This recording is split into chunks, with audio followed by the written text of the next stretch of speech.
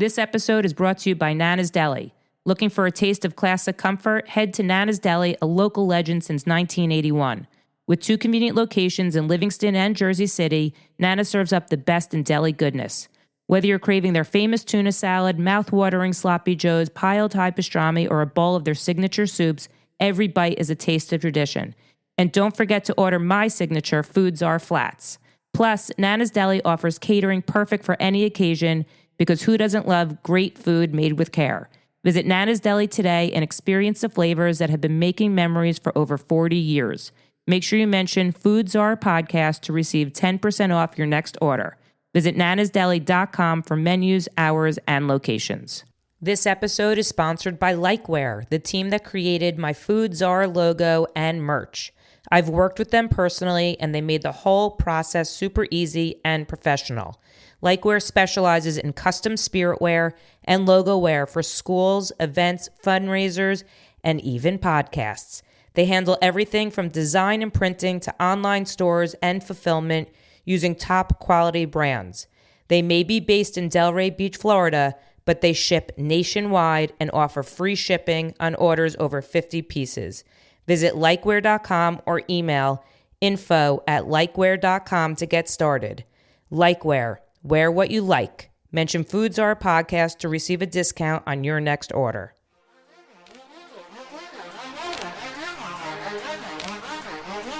This is Behind the Counter. Behind the Counter With the Food Czar. Here's Heidi. Welcome back to another episode of Behind the Counter with the Food Czar, which is me, Heidi Blum.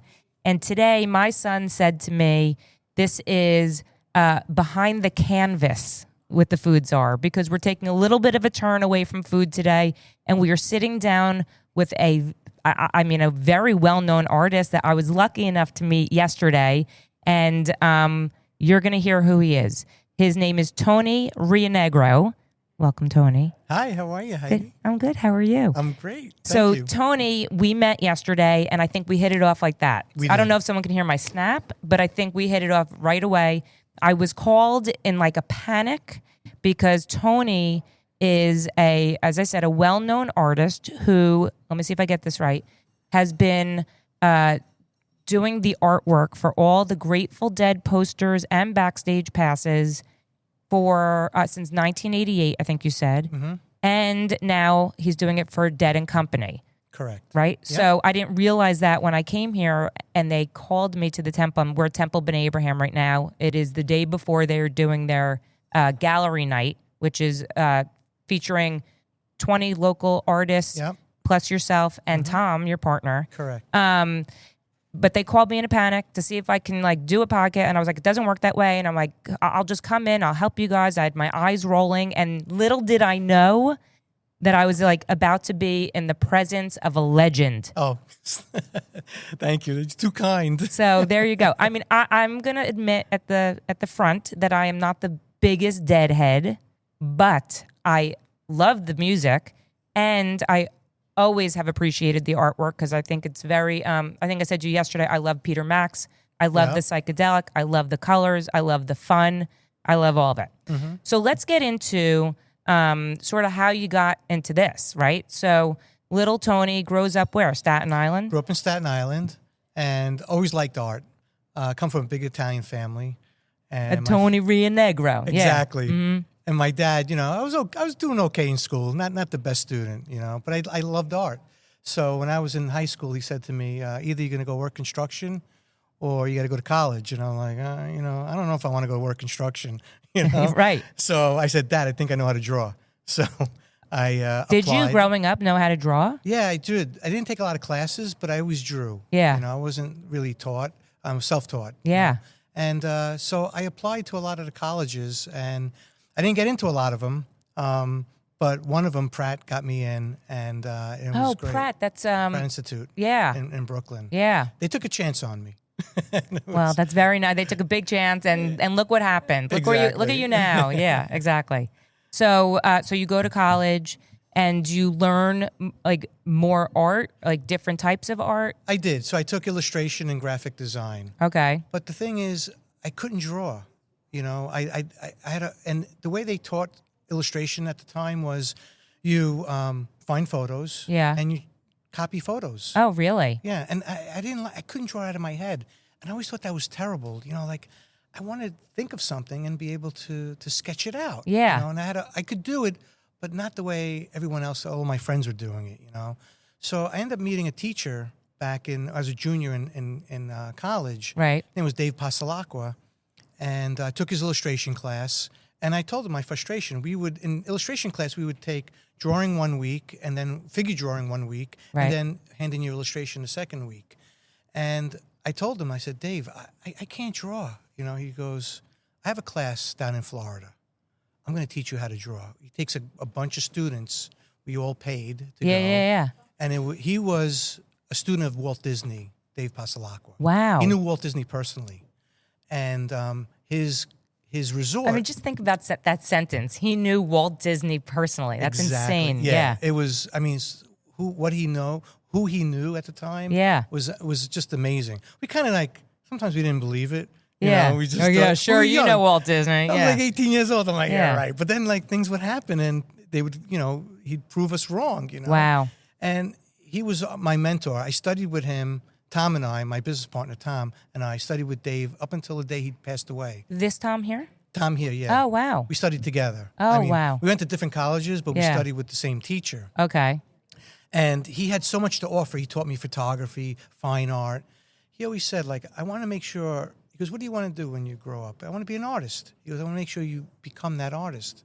You know, I don't want you to become a commercial artist. I want you to become a fine artist. So the difference being that you're making your own individual and it's your art that people are buying, not Correct. something Well, that's like mass produced. He always felt if you're going to sell art to a corporation Yeah. or logos or whatever it is, it should be fine art. Yeah. You know, it shouldn't be commercial art. And so he really pushed that, embedded that into us, you know, that we had to understand that. He goes, you want to have longevity. You don't want to be an illustrator for 5 years. Right. And then your style dies. You want Right. to be able to, you know, change and do things you love and learn how to draw. And he says Yeah. the basis is learning how to draw. So we would go down to Florida with him for a month. Right. And the first week we drew from the male figure, 40 hours a week.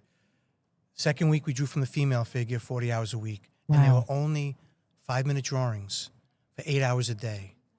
And sometimes he would... What do you mean? It would be like they'd start a timer. It'd be 5 minutes to sketch Yeah. this some- female some- model. Correct. Some drawings were 30 seconds. Some of them were a minute. Wow. And, you know, by the end of 2 weeks, you had thousands of drawings. It's like Thousands. boot camp. Boot camp, exactly. So you learned really how to draw, like, and it was incredible. And then we spent 2 weeks in Disney World on location from 9 in the morning until the fireworks went off at like midnight. How fun. And you're a college kid. College kid. Wow. And we would sit in reportage, drawing from life, drawing Yeah. people walking. So And you'd be sitting, like people would be walking with their Mickey Mouse ears Correct. on, and you're And- like, let me sketch that. Yeah. Wow. But he'd want us to draw, you know, my pad was like maybe 2 feet long. Yeah. And he said, I want you to draw 1,000 people today. And so I couldn't understand the concept because he had us draw in pen and ink. So I'm like, no eraser, no pencil. So anything you put down, it had to be... Was permanent. Was permanent. But these other guys I was with, they were like, they would handwrite the stuff, like draw hundreds of people with the buildings. I'm like, how do you figure all that out? Yeah. It took me over a month. It took me 2 semesters before I could figure out how to design the buildings with the people in front of it without Yeah. drawing through the people or whatever. And then one day it kind of hit me. And next thing you know, I'm like, I got it. I got it. And then you could handwrite and draw, and he'd introduce color. And so that set the stage for me. Did he have you use pen? Just, like we always tell our kids, there's no mistake in art. Right. Is that why he Yeah, had you you? wanted to make a commitment to your, Wow. to your drawing. Are you a righty or a lefty? I'm lefty. I'm impressed because I'm a lefty and I can barely write my name. Uh-huh. I think lefties, it's harder. Yeah, well... Our yeah, brain is very creative, right? That's Right. what they say with left-handed Exactly. people. But I think that it's harder because you're coming across the paper in a different way. I But mean, maybe But Maybe for me, well, not the for thing you. was, Yeah. well, I never turned my hand up, so it's not the. So I smudged all my ink whenever I wrote. Okay. But I kept my hand down, so my hand never really once in a Turned like while- my turns over. Yeah, I Yeah. wrote it like this, like- Yeah. so my palm was facing towards me, downward. Now I you know, see so- why we got along. We're both lefties. Yeah. Yeah, that's it. Yeah, there's only a few of us. Yeah, Exactly. yeah. So that was like your aha moment. Correct. Okay. And then he would, we did 2 weeks in Disney and reportage every day, and so that really helped me to draw out of my head. It's like working. It's like how in fitness, right? It's Correct. the repetition Yeah. of whether it's running, whether it's lifting a weight, whether it's whatever. Yeah. You were training your brain. Right. Exactly. Yeah, that's amazing. So when we were in college and we'd have assignments, it was like you do the assignment 1 week, and you get the assignment the first week, and then you had all week to produce the assignment or the drawings or whatever, and then you come back the second week. It's only a 3-hour class. Yeah. But when you're down Florida with our teacher, we were there for a month. Wow. He never gave us a day off. Once in a while, he would give us a Sunday off. Like have because- fun, kids. Yeah, we were so burnt Yeah. from drawing.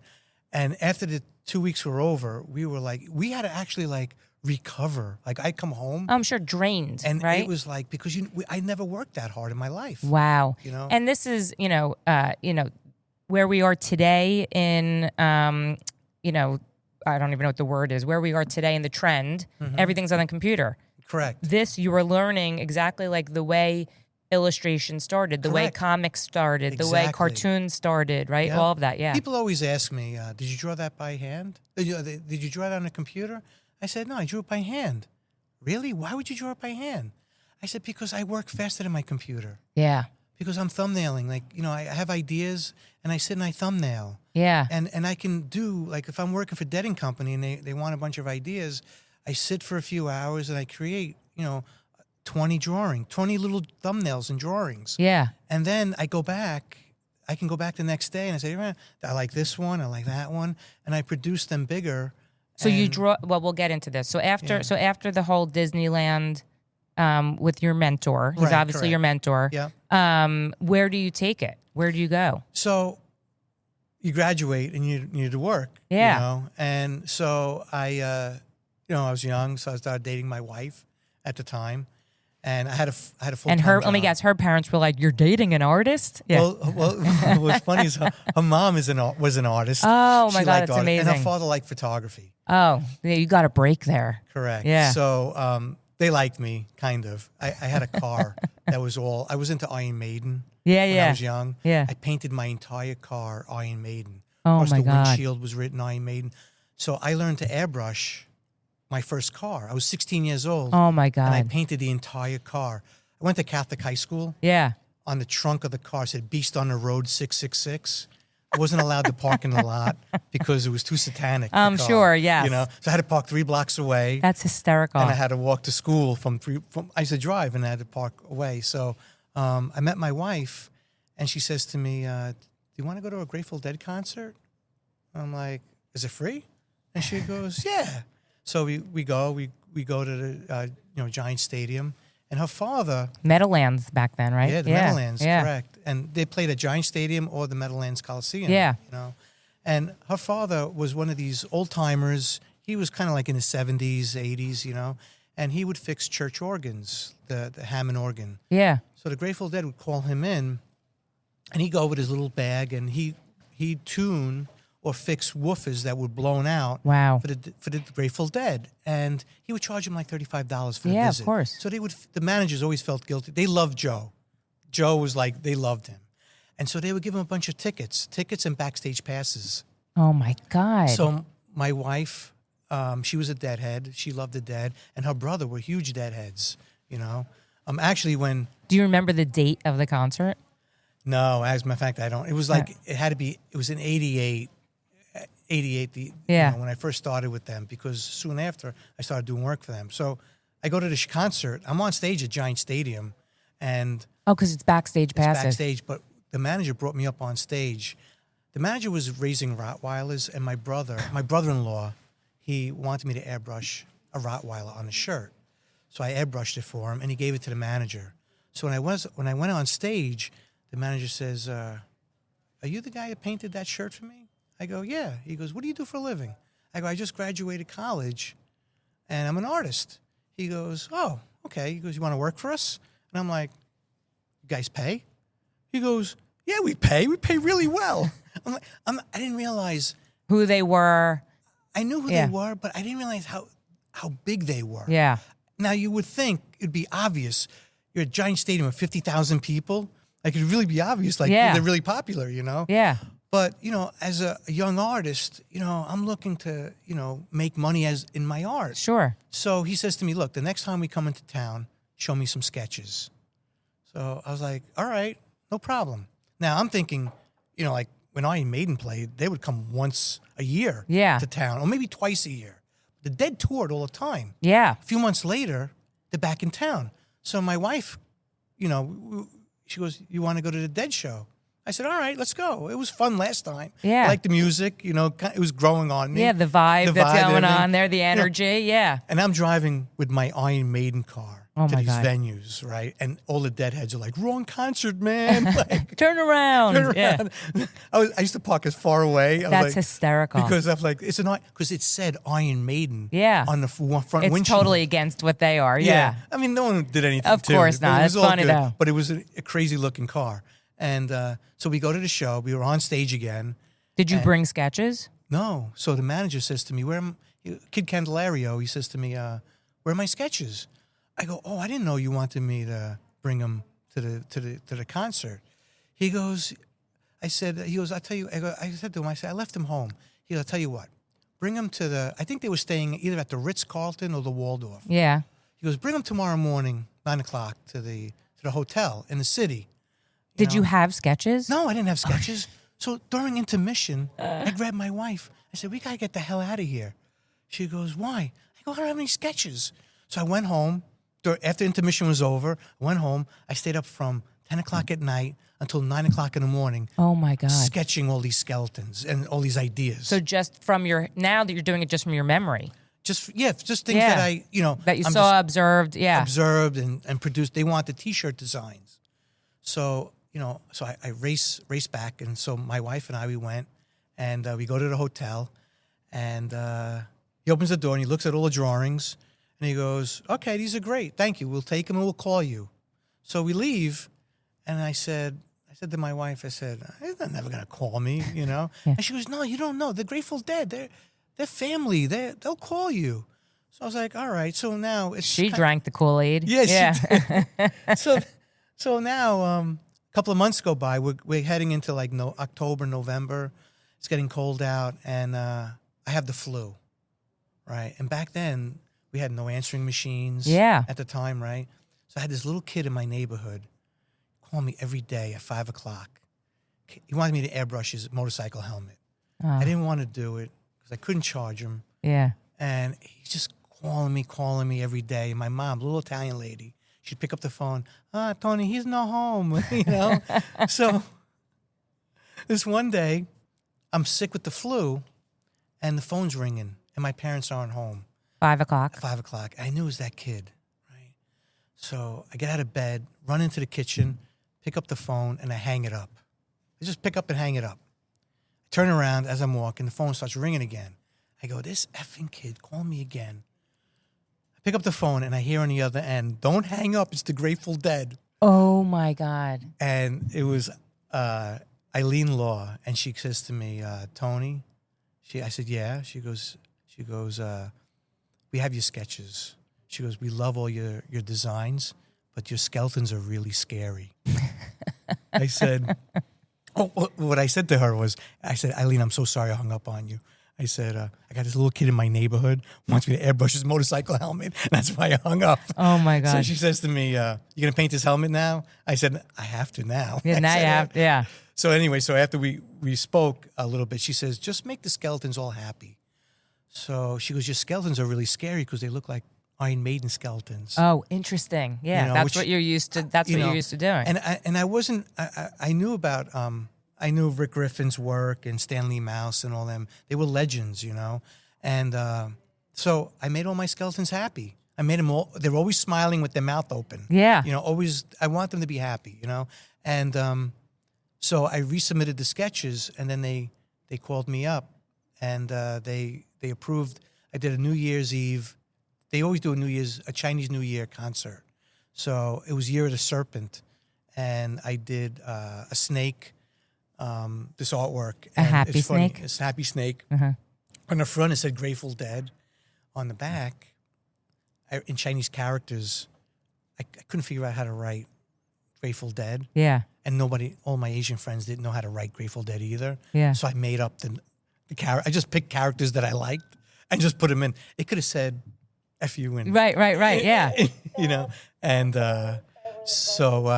anyway, so they loved the artwork, and it did really well. So after you made that T-shirt, was that what set it off?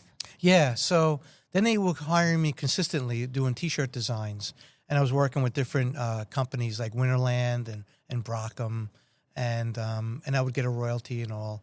And then what's Winterland and Brockham? Winterland are the merchandise companies that were contracted through Grateful Dead. So like they would have a tour, and they would say, Tony, we have a tour coming up, and then the licensing, they would call you and say, correct. Yeah. It was mostly the managers handled the creative. Yeah. I would do the artwork, and the artwork would go in front of a board. Mostly Jerry Garcia, Phil, the band. Wow. And they would go in front of the band and in front of all the employees, and they would vote on it if they liked it or not. Wow. So a lot of times my work got approved.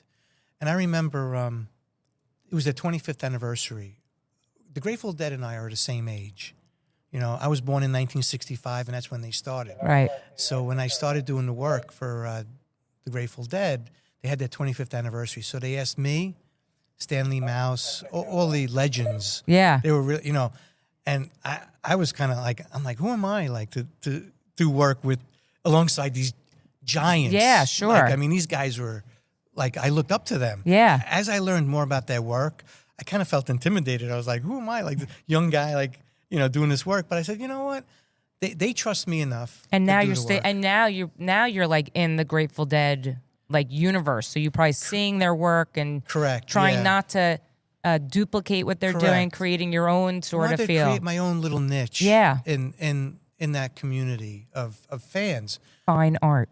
Correct. Fine art. Yeah. So then for their 25th anniversary, they asked me to design a bunch of logos for the 25th anniversary.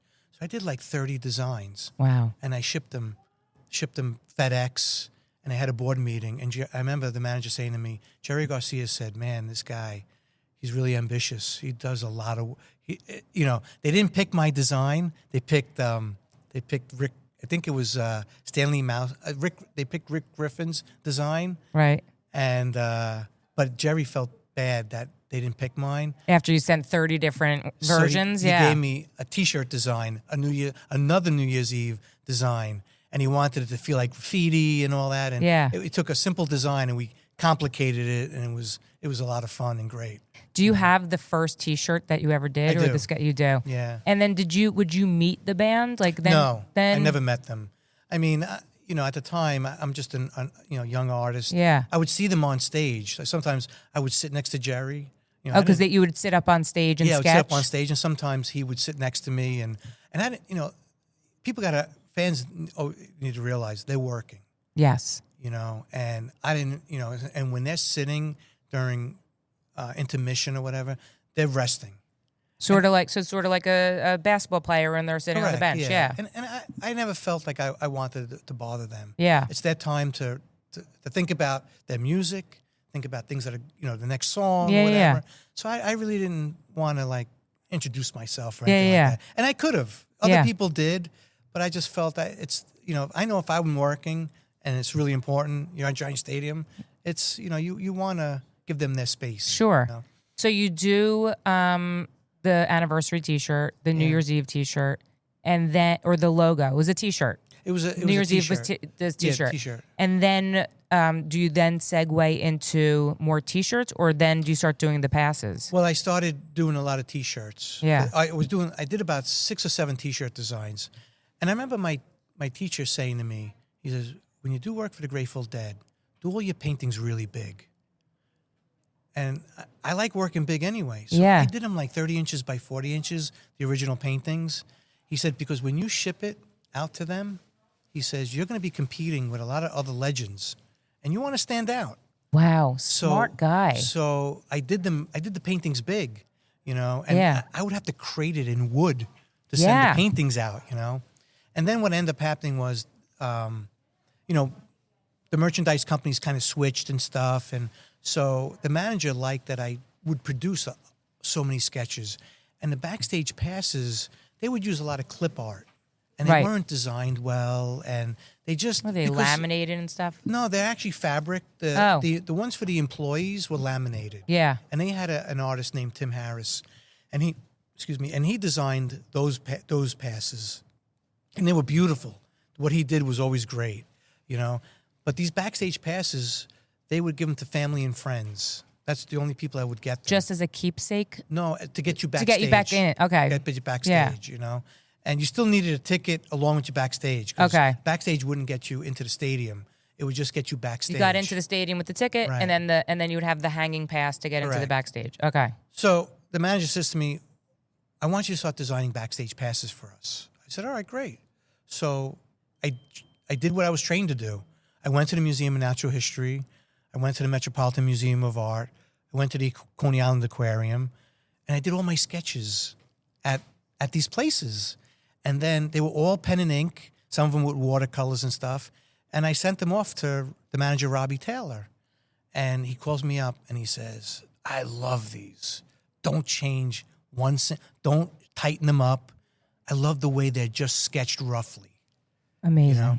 And then what I started doing, I realized early on that they toured so much. Yeah. They were doing like 150 tours a year, Yeah. right? I started connecting. So I go to the museum, and if I saw, some kind of statue, I would connect the artwork together to form a puzzle. Now, So like if you were at a museum and you see one piece of art, statue, and right. then you would do the next, Correct. whatever was next to it as another one. Right. So Okay. I would combine the sculptures Yes. or the ideas or whatever it was. So like if I was drawing in the Pacific Islands and there were they had 7 islands, let's say. whatever it is, Yeah. and I would be inspired by the skulls and the totem poles and all that art, and I would put that into my backstage pass artwork. And I Wow. would put Grateful Dead in stuff. Yeah. So I connected the passes, realizing that if a fan or family member went to one show and they didn't go to the other one, they were missing part of the puzzle, So That's I thought it amazing. would be kind of cool. This way, there'd be a more desire to get these pieces. Yeah. But a lot of times, the fans and family didn't know there was an accompanying piece. The managers wouldn't tell them. They would just backstage passes were just made. Like the background would change and the art would change slightly, and then the dates would change. So because they were made as for security to get you into Right. backstage, It wasn't They meant put to be your- art. They weren't meant to be art. They Right. were just items to a security guard flashes. He sees the date. He sees the purple pass. He sees the date. He lets you in backstage. Yeah. So now you had purple pass with a skull on it. Purple pass with a skull with a blue pass with a skull the next night. Oh, my God. That Yeah. matched the other piece. Security wouldn't. No one really knew. Yeah, that they these weren't passes- putting it together. and they weren't letting people know. Yeah. And all of a sudden, like after a while, I had done over 170 backstage passes. And they all connected? Almost all of them. Oh, my God. Almost all of them. There's like I think there's 12 sets. One set is a circus train. And I did that circus train in Disney World. It's based on Rolling Thunder. Thunder Mountain? Yes, of You know course. that Yes, runaway- of course. That runaway train? Yeah, it's been there forever. Yeah. So I based it on that. The Dead had come out with that album. It had a circus theme to it. I can't remember the name of it. And Rick Griffin had done the artwork. Right. And I was For the album. For the album, and Without a Net, and I love that idea. The whole circus theme that he had done. Yeah. So I did a circus train based on a Disney train. That's down at Disney amazing. World. And I put all these skeletons as clowns, and the fat lady as a fat lady as a skeleton, and the clowns as skeletons, and animals, and all sorts of stuff. And I did 20 passes that all connected. It was Wow. really ambitious. It was one of the hardest passes to complete. So do you think were family members or friends or whoever, were they collecting them? Did they start realizing Yeah. and that it started becoming a collector's? Yeah. So what ended up happening was towards the very end, like maybe 2 years, maybe a year before Jerry passed away, the manager calls me up. He says, "We can't connect any more passes." I said, "Why not?"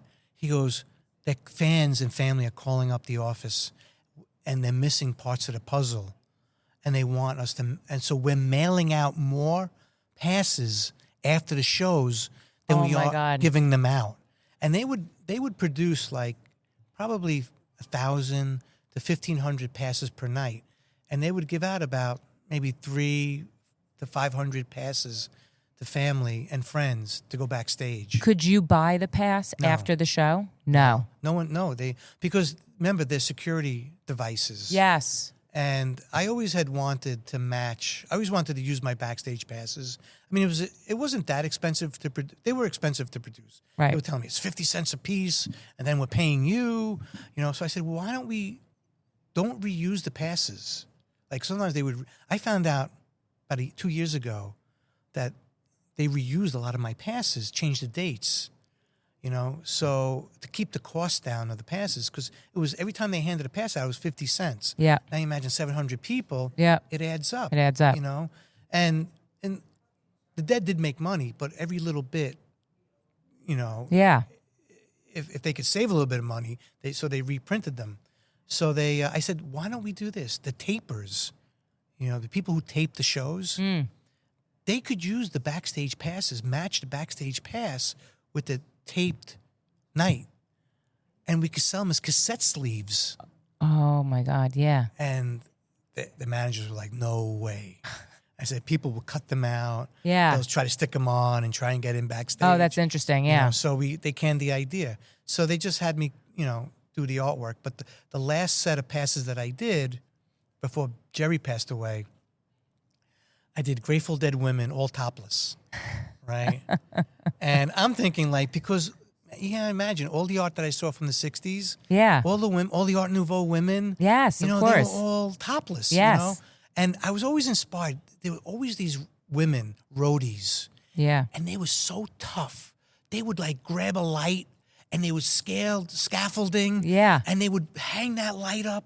And I'm saying, man, I don't even have the balls to do that, right? And they were the sweetest women. They were just young girls, carrying and rigging and doing all this stuff.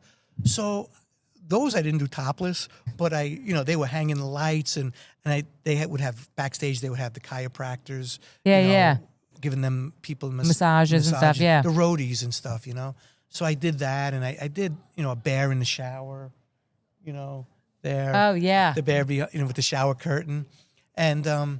So the manager calls me up, and some of them were really explicit, right? Like big boobs. Yeah. And he says, "Tony, what's the matter with you?"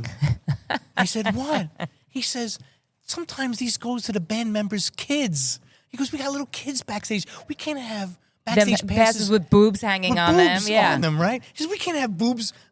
He goes, "You got to put bras on everybody." Oh my, that's right? hysterical. So I said, "I can't believe all this 60s free love and all that art. Yeah, what happened to all that? What happened to all that?" Yeah. Right out Where'd the window. that go? Yeah. Right out the window. Wow. So I put bras on all of them. Yeah. And then they got used. And then, unfortunately, Jerry had passed away. So those passes never really got to see the light of day.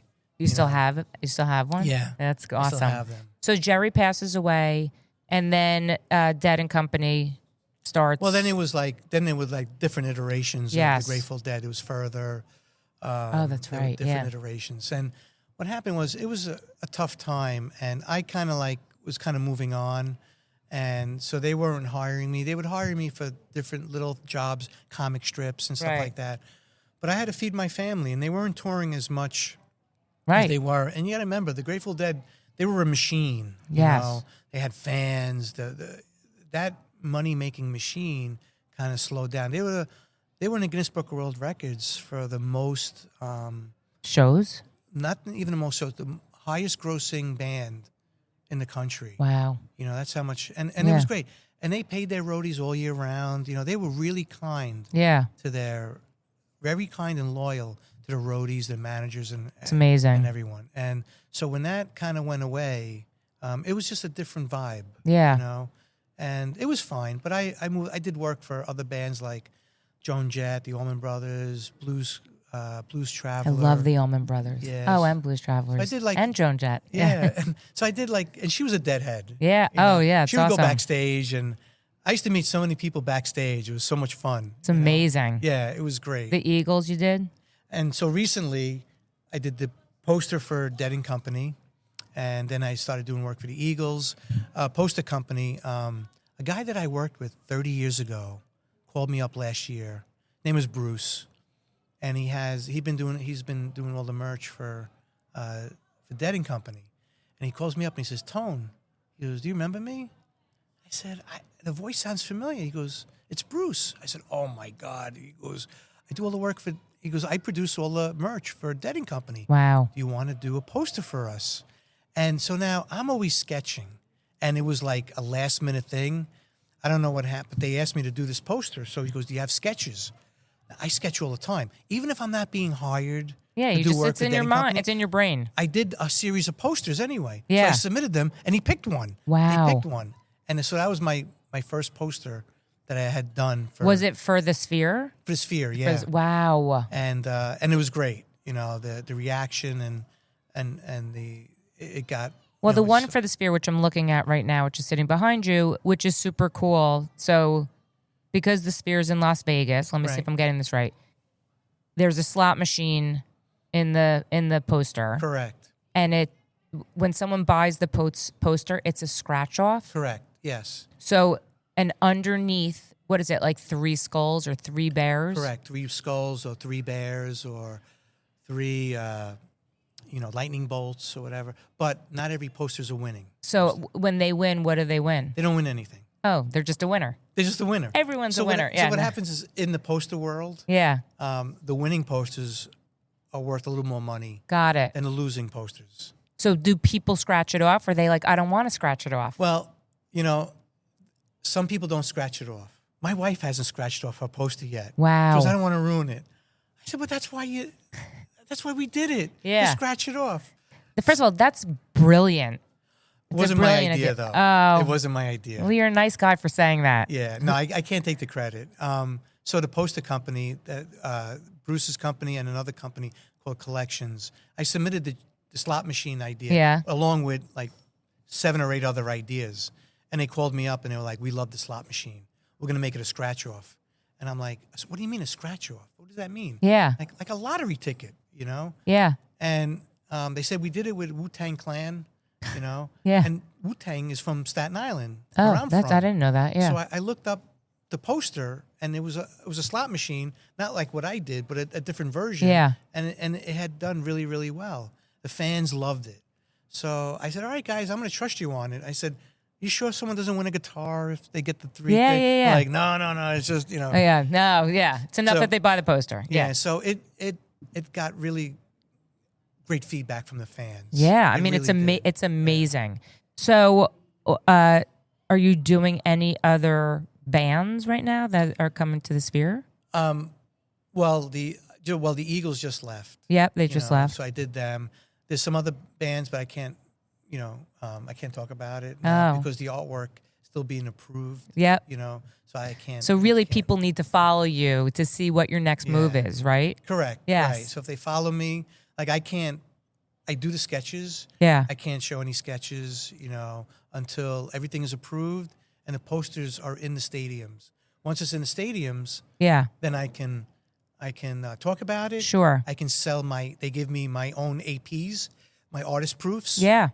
I get about 150 proofs. Wow. And then I sell them.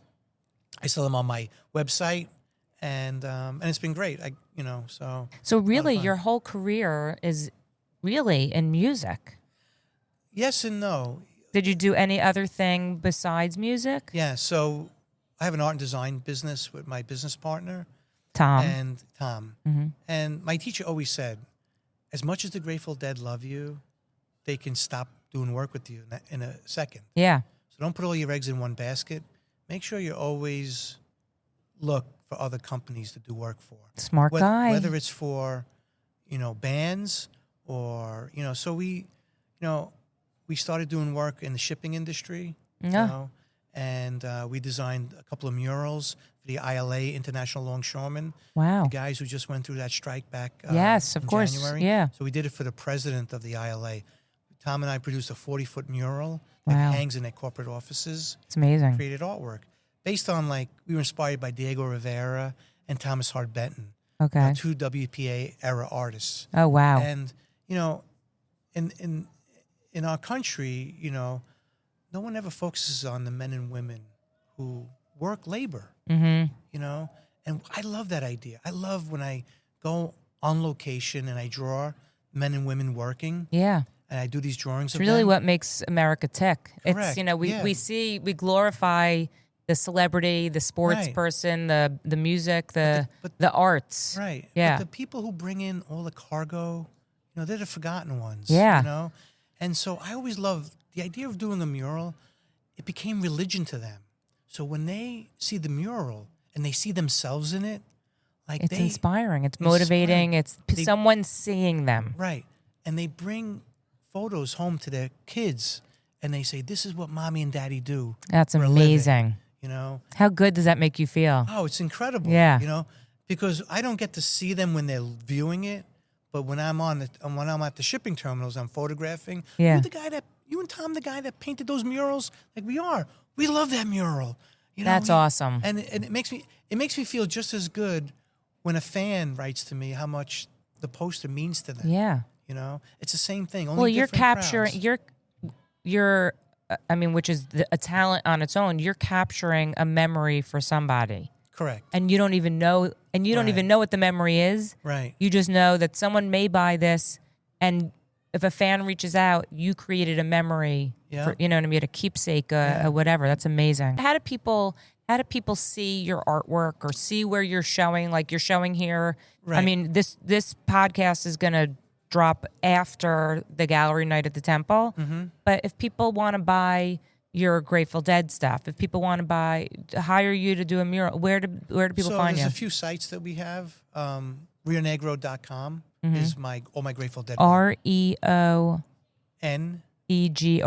Correct. Yeah. .com. A lot of vowels. Yeah, Rio Negro. Reonegro. Antonio Reonegro. Yeah. That's, What's the I know the other site. It's I am creative art.com. IamCreativeArt.com. And this is what's cool about this. Let's see if I'm explaining it right. Okay. This is for really installations in people's homes. Correct. Right? So they hire you, for example, if you want to do something for your spouse. Correct. And you want to, some artwork for your house. You can take something that's important, like your wedding song. Right. And you can create artwork, different pieces based on the lyrics in the wedding song, but it's not just quotes, which is what people would think when you say that. Right.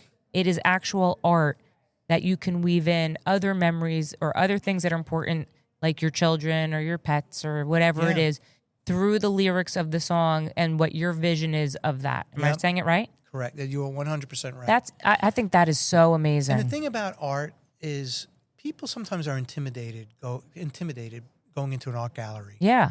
I am. Sometimes I go into an art gallery and I see these prices and I'm like, and people, the salesman, I'm not looking at it buy. Yeah, you I'm just looking. I just want to look, Yeah. So we go into a family's home and we learn about them. Yeah. We learn about their likes, things that they don't like. Some of them have no clue. Like, well, we don't know what we like. Yeah. And then after interviewing them and speaking to them, we find out that they know a lot about art and they know what they like. they have a lot of passion for Yeah. things that they love. Yeah. You know? And so we capture that. And then when we capture it and it's hanging in their home, the painting may not be worth millions, right? Yeah. It may not be a Salvatore Dali or anything. But it means something to them. But it means something to them. Yeah. And they have bragging rights. Yes. They can say, this is when we got married. These 9 I have paintings. a Tony Reonegro Exactly. in my house. I have a yeah. Tom Lynch. Yeah, exactly.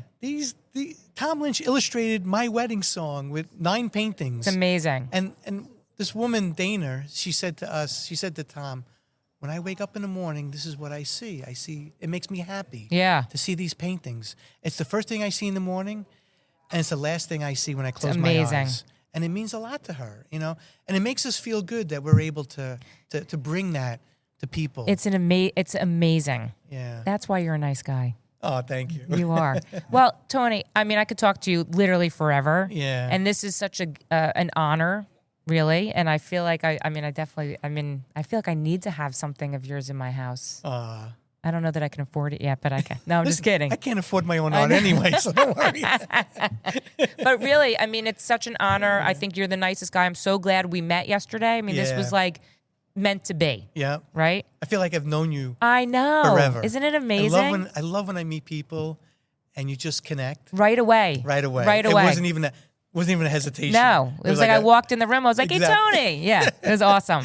But honestly, an honor. You are, I mean, just the fact that there are so many people in this world who have a little bit of your brilliance on their wall, in their memory, whatever it is, that's good stuff.